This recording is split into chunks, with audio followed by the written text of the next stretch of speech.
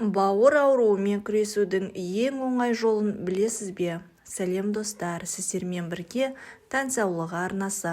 Каналыма тіркеліп, қоңырау белгісін басуды ұмытпаңыздар. Бауыр ауруымен күресудің ең оңай жолы оны ауыртпау. Оған қоса төменде айтылған 8 кеңесті орындай отырып, бауырды түрлі дерттен қорғауға болады. Біріншісі, қолыңызды жуыңыз. Қолыңызды жиі жуыңыз.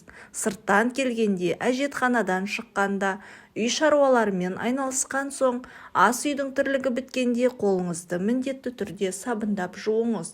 Тамақтанудан алдын, тамақтан кейінде бірінші жасайтын шаруаңыз қол жуу болсын. Екіншісі, салмағыңызды сақтаңыз. Сіз семіздік ауруына шалдықсаңыз, немесе артық салмақ болса, онда бауырға айтарлықтай зияныңызды тигізіп жүрсіз. Бауырды май басса түрлі дерттен дендеуіне себепші болады. Сондықтан да бауырға май жинамауға тырысыңыз. Күнде салмағыңызды тексеріп, өз нормасынан аспағанын қадағалаңыз. Үшіншісі, тамаққа көңіл бөліңіз. Мейлінше калориясы жоғары тағамдарды, қанықпаған майды, тазартылған көмірсуды тұтынбаңыз. Оның орнына жасұныққа бай жеміс-жидекті, көкөністі, тұтас дәнді нан мен жармаларды көбірек жеңіз. Ет, сүт өнімдерін, жаңғақ пен балықты үзбеңіз. Суды да көбірек ішуге әдеттеніңіз. Төртіншісі, спортпен шұғылданыңыз.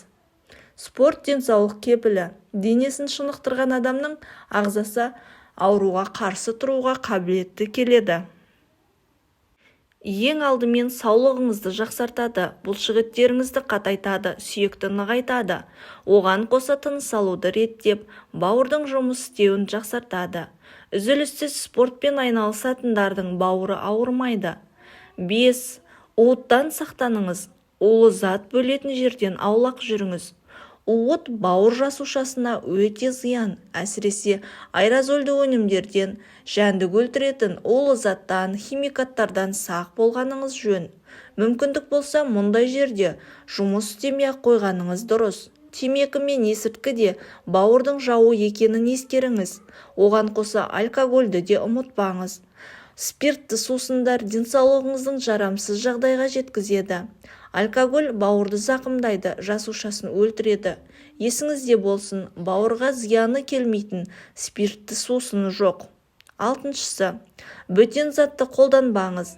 Жеке зат болып табылатын ұстара, тіс щеткасы, тырнақ алатын тістеуік, қайшы, тарақты біреуге бермеңіз. Біреудің де осындай заттарын қолданбаңыз. Ауру бір тамшы қаннан жұғатынын ұмытпаңыз. 7.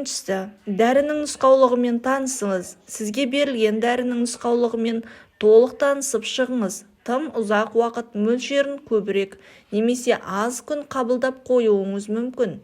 Себебі бауырға дәріден келетін қауіп өте көп. Дәрі қабылдап жүрген кезде ешқашан алкоголь ішпеңіз.